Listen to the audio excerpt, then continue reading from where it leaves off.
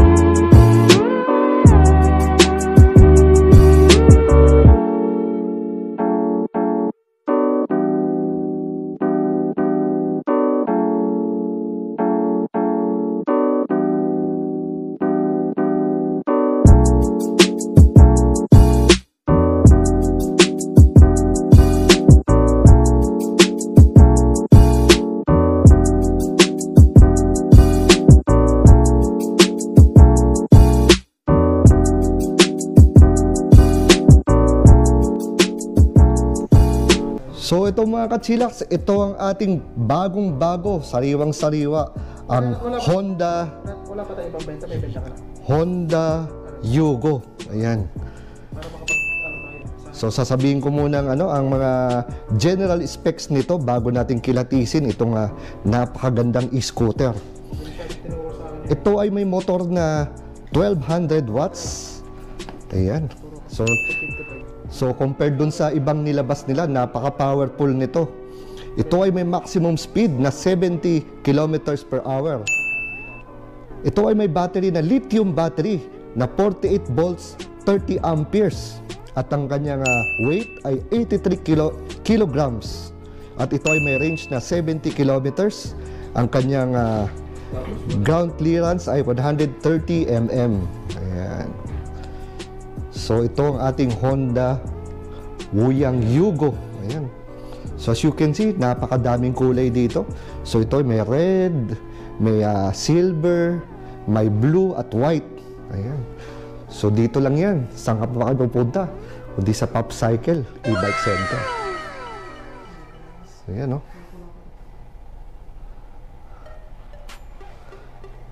So kung yung dating mga SO8 tsaka SO7, medyo nabibitin kayo sa mga speed, meron na tayong bago dito. Ito yung ating Honda Yugo. Ang ganda ng forma. Formadong-formado. So ito, umpisa na natin pagkilatis nitong ating Honda Wuyang Yugo.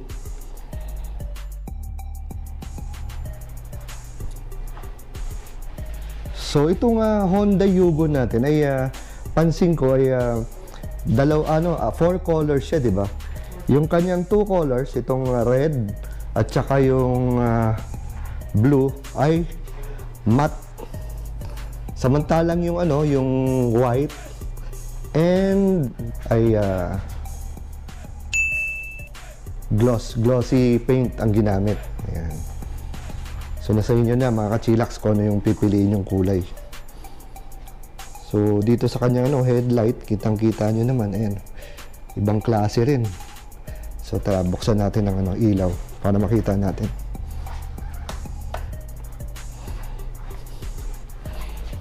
So yan, as usual, LED. Naka-LED na siya. Tsaka ang build nito mas mahaba at para mas malapad compared sa SO8 tsaka sa SO7. Ang kanyang tapalodo dito sa front ay mas malapad, ayan, para at least iwas talsik yung putik. At dito sa kanyang shocks, yan, meron siya reflector dito sa side. So naka disc brake tong unahan. Ayan. Tapos yung sukat ng kanyang gulong 90 by 90 dash 12. Ayan, 12 ng kanyang sukat ng kanyang gulong. Ayan. So dito kanyang signal light. So tingnan natin form ng signal light niya. Ayan. Ayan, left and right. Yan ang kanyang signal light. So, kanyang brake lever, handle grip, kanyang side mirror. Ayan.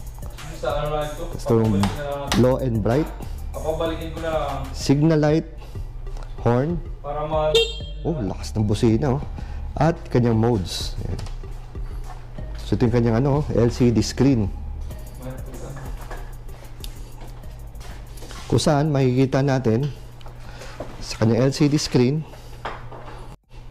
So dito sa kanyang LCD screen, makikita mo yung on the right side, makikita mo yung kanyang battery. Yan, yung battery life. So nakikita natin 1, 2, 3. Kung kasama tong E, 3 bars. So ito pa yung factory battery niya. So yun. So kaya 3 bars na lang. So ito yung pinaka speedometer niya. Yan, 0. Then ang kanyang battery ay ito, 51%. Tapos ito yung kanyang odometer, kung ilan na natakbo. So 2 kilometers. Then naka eco mode. So dalawa pa lang modes nito. Ito ay may eco mode at sports mode. So maya-maya testingin natin, ha. So wala siyang cambio na 1, 2, 3. So modes lang siya. Yan. So dito muna tayo sa sa kanyang mga lalagyan. As you can see, yung console box niya, ito yung kamay ko. Yan, medyo may kalaliman naman dito. Tingnan natin kung parehas. Ayan, medyo, dahil dito sa susian, medyo mas malit ng konti to, pero malalim-lalim na rin siya. Kasi ito yung kanyang hook. Ayan. Sa kanyang susi.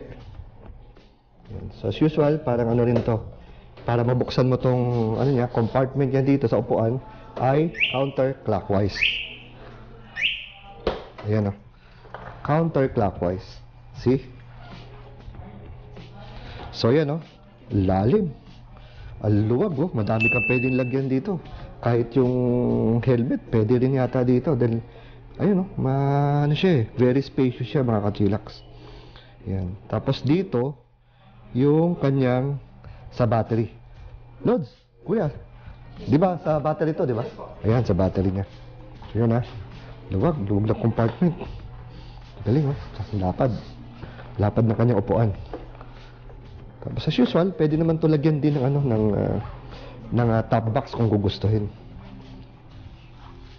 Tapos yan. Tapos, ito yung forma ng kanyang ilaw. So, buksan lang natin yung ilaw. Para makita natin yung beauty niya. Ayan. Wow! Ganda, Tapos, ito, nakalagay na yung naka-prep na yung lagay ng plate holder. Ayan. Then, ito yung sa shocks. So, yung kanyang motor ay nandito. Ayan, Honda. Nakalagay, Honda. Ito yung shocks niya. Ayan. So, itong ganda, Ang ganda ng forma ng futuristic ang kanyang rear light sa likod. Tapos as you can see dito, meron siyang center stand at side stand. Tapos dito, para sa angkasan. Yan. Yun, no? So, matibay naman siya. Then, yung kanyang step board dito. Ayan. So, ano bang size ng aking paa? 9.5. Ayan, no? Maluwag. So, malaki-laki. Eksakto. Maganda. Tapos, balita ko, medyo may kabilisan to. Kasi, ibang top speed nito. So, maya testingin natin ang kanyang speed. Yun, speed nitong Yugo. So, ito, testingin natin yung eco mode niya. Pero, sa ngayon, ito ay naka-center stand. Pero, syempre, pag sinasakyan mo na, syempre, nag-iiba naman yung pinaka-top speed niya. Kasi, depende sa road condition, depende sa weight ng rider. So, at least, magkaroon kayo ng guide. So, ito, try natin. So, ngayon, pagka wala pala nakalagay na ready dyan, hindi yan, kahit i-throttle mo to, hindi yan tatakbo.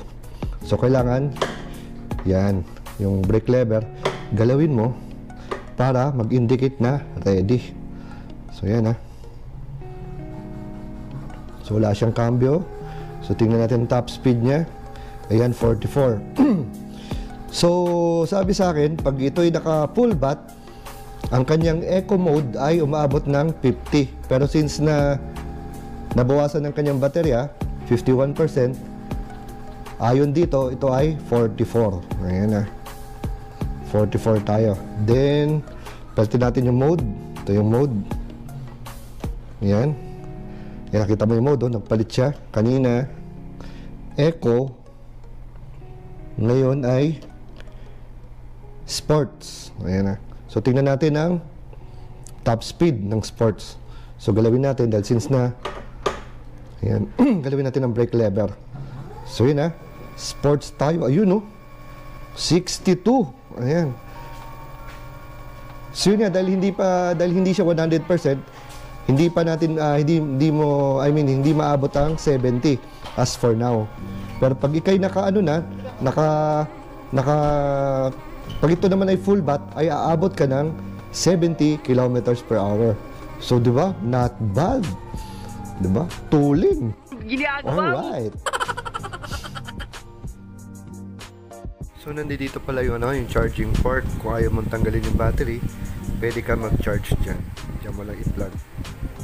So, ito nga pala, mga kachilax, yung kanyang battery. Ayan. So, ano nga ba ang battery nito?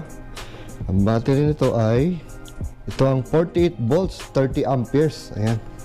So, as you can see, nakita mo, ito yung kanyang charger. Ayan ang charger niya. Ayan, papasok mo na siya dyan. Tapos ito yung indicator niya. Ayan, 1, 2, 3, 4, 5. So, may 5 bar siya. So, nakita nyo naman.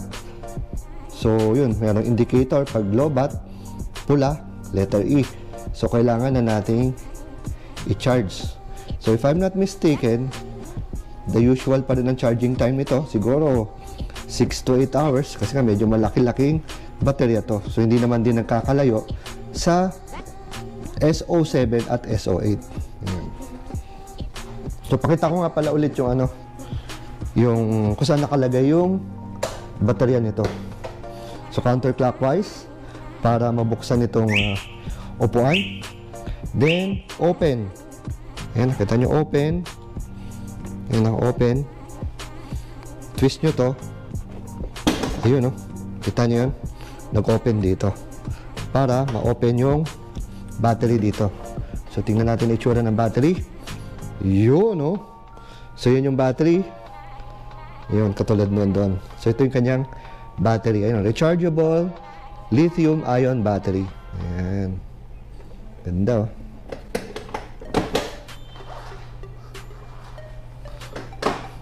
Ayan. So, ito yung lever dito. Yung nakalagay naman, open. Ayan. So, clockwise. Para mag-open siya. So, ito mga kachilax ang ating bagong-bagong Honda Wuyang. Honda Wuyang Yugo. O, di ba? Dito lang yan sa Pop Cycle. So, syempre, pinakakaantay ng lahat. Magkano ang SRP natin ito? Itong ating Honda Yugo ay ang kanyang halaga ay kanyang introductory price ay 119,000. Yan ang 119,000. So, nung pang inaantay nyo, bisita na sa Pop Cycle. Ayan, lalagay natin yung address nila. So, pwede dito sa QC branch at pwede rin naman sa may BGC. Ayan. So, ito mga ka-chillax, matitesting na natin ngayon. Pero ano lang to pamandalian lang kasi kasi ito ay bago pa lang. So, as usual, katulad nung dati, di ba? Inikot ko yung SO7 noong una kong punta dito. Ngayon, ikot lang natin dito lang. Itong Honda Wuyang Yugo. Kita nyo naman ang forma nitong Yugo natin. Ayan, oh. At least medyo malapad-lapad na yung niya, yung kanyang saddle, ang kanyang upuan. Eksaktong-eksakto na para sa kung meron kang mga chika babes dito, pwede mo iangkas dyan, oh, di ba? So, ayan. Ito na. Tayo patumpik-tumpik pa mga ka-chillax. Ayan, so kailangan mong gamitan to ng shifter dito para mag-ready. Pag naka-ready na to, pwede mo nang paandarin. Ayan. So yan, so naka-eco mode tayo. Try natin to eco mode. Ayan. So ganda naman ang side mirror. Ito, pwede mo naman side mirror dito. O ayan. May luwag ang side mirror nito. Subukan natin itong ayan. So automatic pala nag-unlock siya ng dito. So subukan natin to. May ilaw. So 50% to, 50%. Ayan. Ito ang ating Honda Yugo. Wow, Honda Yugo. Ayan, Honda Yugo. Let's go, Yugo. Alright. Okay. So kita nyo naman itong Honda Yugo natin. Maganda dito. Tumatakbo to ng hanggang 70. Subukan natin. 27. Ayan. Sa kanyang sports mode. So tingnan natin kung nandito rin ba ang smoothness ng isang Honda. Kasi doon natin nakilala ang Honda eh. Yung pagiging smooth niya. Ayan. So feeling ko smooth naman siya. At sa maganda ito, eco mode lang niya. Pumapalo na ng so pwede natin ng dulo to. Ayan. So todo throttle natin. Todo throttle. Ayan, 33, 35, 37. Ayan. So punta tayo ng sports mode. Ayun, 40. Oh, bilis, 45. Wow. 45 ang preno naman niya. Makapit naman ang preno nito kahit papaano. Ayan, kasi so yan. Oh, mabilis pagka naka-sports mode. Mabilis ang niya, yung pick up nito. Ayan, so kanat lang tayo. Sports mode, full throttle. Ayan, masarap. 44, 45. Ayan. So dito lang tayo sa kahabaan mga ka-chillax. 47. Ayan. Diretso tayo. Yugo. Ayan. So tingnan natin ang handling nito. Masarap naman ang handling nito. Tingnan natin ang masarap. Yung handle naman niya, masarap mga ka-chillax. Kayang-kaya naman. Gulong nito, ano bang gulong nito? 12 yata ang gulong nito eh. So yan, so braking power niya nandoon. Ayos naman. Ang gusto ko to yung pickup niya. Mas syempre, ika nga mas advanced to, mas advanced compared dun sa dalawang SO8 at SO7. Itong ating Yugo mas okay, mas responsive. Siyempre kasi mas matulin to eh. Kaya maganda, makahiram tayo nito para maano natin yung battery life niya. Ayan, hindi na tayo parang turtle sa sa bagal dito sa ating Yugo. Kapagsabayan na tayo. O, diba? Ito masarap eh. Pagka okay ang kanyang speed, lumalarga. Ayan. Panalo to. Kailang eh. Bilis ng kanyang parang activate ka agad eh. Lalo pag sports mode. Ayan. Aggressive agad siya. Ayan. So dito naman tayo, punta tayo dito. Ayan. Dito naman tayo mag-testing. Ayan. Wow. So yung kanyang suspension, pag na-humps, nandoon pa rin yung feeling ng isang SO7, SO8. Nandito pa rin.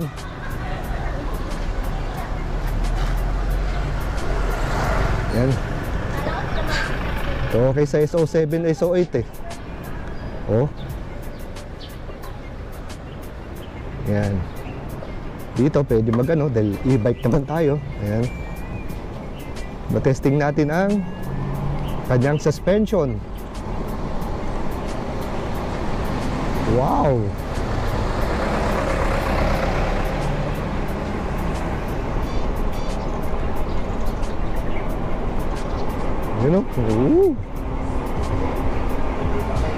Honda Yugo to. Ito para sa akin to. Yan ang speed niya. So 32, 28. Ayos na ayos to. Subok natin dito. Okay na okay. Pati yung kanyang ang kanyang suspension. Malambot pa rin. Parang katulad lang din nung Yugo. Katulad ng SO7 at SO8. Maganda nito, medyo mas malaki, mas mahaba, mas malapad ang upuan.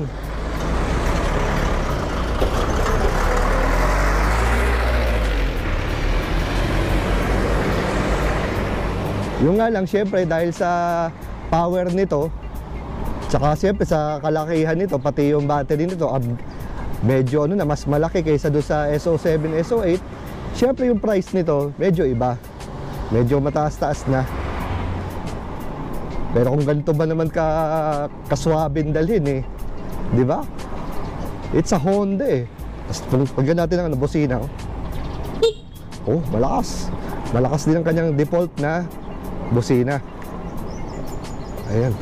Ito, hams Whoop. Oop. Okay. So yung naman, yung upuan, feeling ng upuan sa 165 pounds. Okay, feel naman natin yung power. Hindi naman siya nahihirapan. Okay sa all right ang power nito. Ayan. So balik na tayo doon. So sports mode tayo. Ayan. So at least tayo sa aggressive na aggressive yan. Medyo pataas tayo ng konti. Pero konting taas lang to. Ayan. 32, 33, 34, pleno. Yan. So rear brake, ayos na ayos. O naman. Tingnan natin dito. Brake. Hindi naman ako sumayad. Hindi tayo sumayad mga kachilax. Kayang-kaya naman. Ayan. 25, 29. Intersection. Yo, let's go. 34. Intersection. Ayan. So dahan-dahan lang tayo. Ito may mga substrait dito. Ayan. May pala kainan dito. Ganito may mga hams about intersection. So hindi naman tuloy-tuloy ang hindi tuloy-tuloy ang mga sasakyan. Kasi nga merong intersection. Ayan. Ayan. Okay.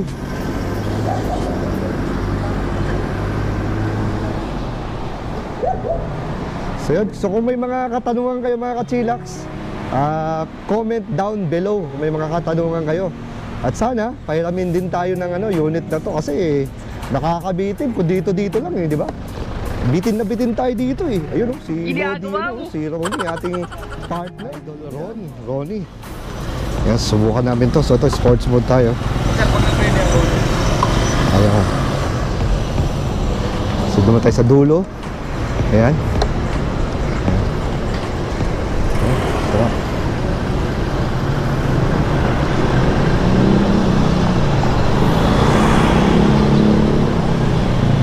So yan, at least ma-appreciate nyo yung itsura nitong natin, Yugo. Ang ating Honda Yugo, ayan. Susundan tayo ng isang SO7. Ayan, SO7.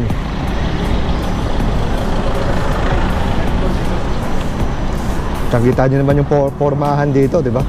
Ng SO7. Okay, so alright. Ayan. Ayan.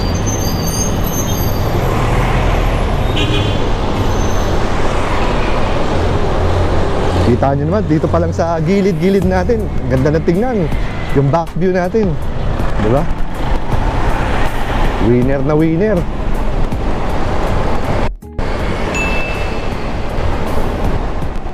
$33, $35 yan. Parang 35 to 40. Yung sagad ng, ng eco mode.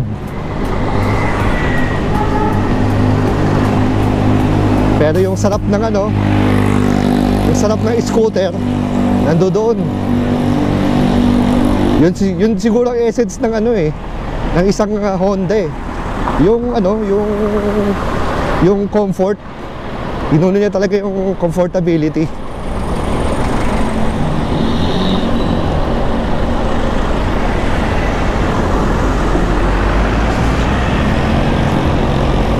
Kaya masarap siya, masarap dalhin.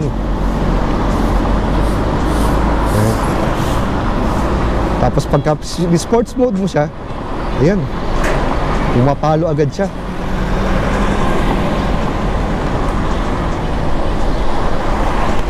So pwede ka ng sumingit-singit pagka medyo alerto.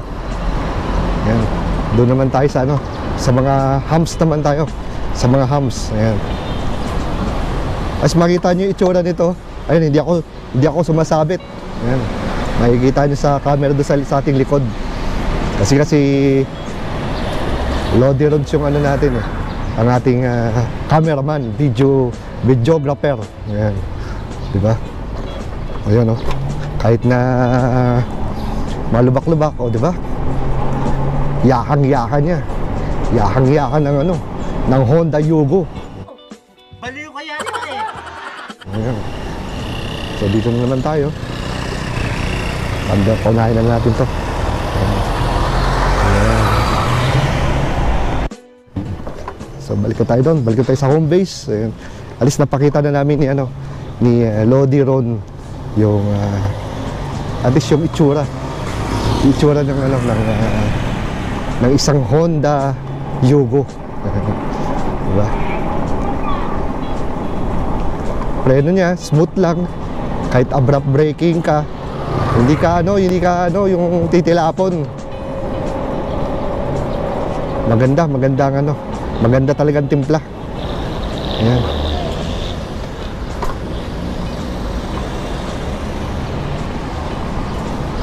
Ayan. Perfect.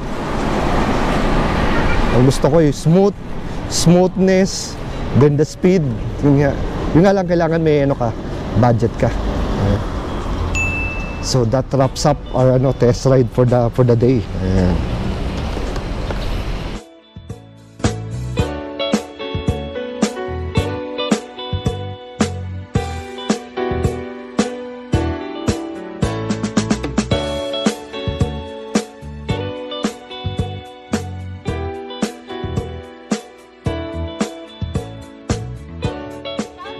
Sa Well Esquila. Please like and subscribe sa channel niya. Bike tayo! Kalodi ko yan. Ayan. Thank you, sir. Thank you, ma'am. Thank you, baby. Mga kachilang sa ayan, thank you sa support and subscribe din po tayo kay Well Esquila on Yun. YouTube. Ayan, maraming salamat and ingat sa mga bike rides ninyo. Yun. Salamat, ma'am.